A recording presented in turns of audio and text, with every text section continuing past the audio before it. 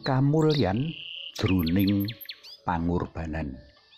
Pangkelimbang 5 menit dina Selasa Legi tanggal 3 Juni taun 2020 kapetik saka Injil Yohanes bab 17 ayat 1 tekan ayat 11a.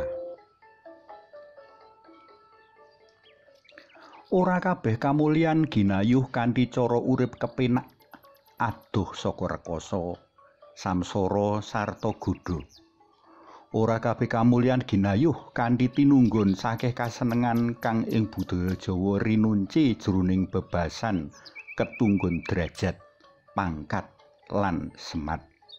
Suwalike akeh wong kanugrahan pakurmatan dhuwur alias kapepundi sinebut minulya amarga padha rila ngurbanake jiwa lan raga kanggo pepadane mligine kanggo bangsa lan negara. Ing kene bisa kasebut sawetara pahlawan nasional pangrasuk kapitayan Katolik kayata panjenengane Komodoryo Sudarso lan Kapten Penerbang Agustinus Adi Sucipto.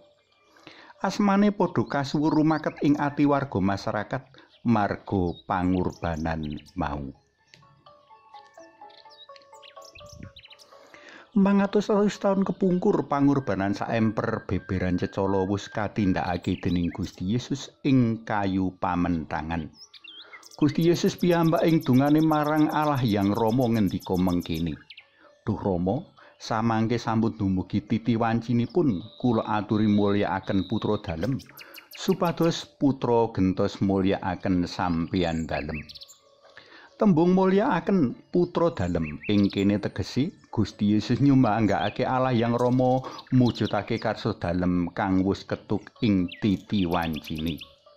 Dene kaya kang dadi wecan dalem Gusti Yesus ing sesurah pepisahan dalem marang para murid, kamulyan ing kene ndumuk marang kasangsaran kang meh wae nekani Gusti Yesus.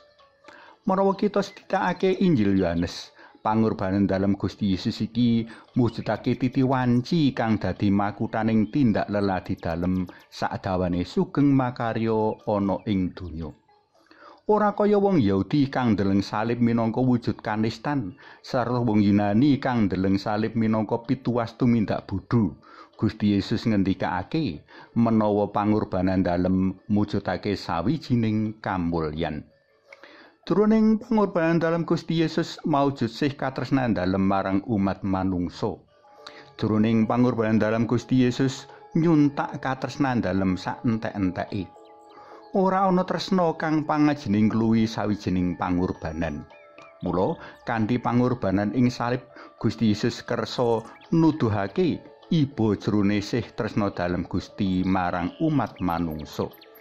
Tanpa pangorbanan, manungsa ora bakal bali mulya bareng Gusti Allah.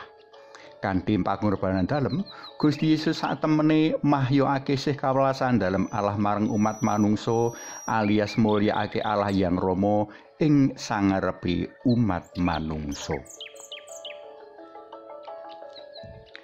Para tresna paelan kinasih, sabda dalem Gusti dina iki prayoga nyadarake kita kabeh bab makna sejati sawijining kamulyaning urip. Kepara jroning pangorbanan sinengker kamulyaning urip sak luhur-luhuri.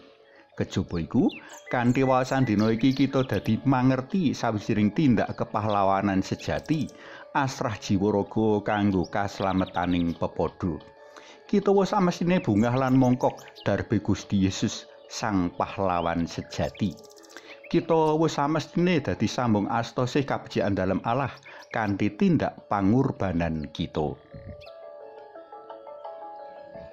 Suwawi sami munjuk kunjung asma dalem Hyang Rama saha Hyang Putra duwin Hyang Roh Suci. Amin. Gusti Yesus kawula munjuk sembah nuwun awit sih pangurbanan dalem ingkang ngawuhaken kaslametan kawula sedaya.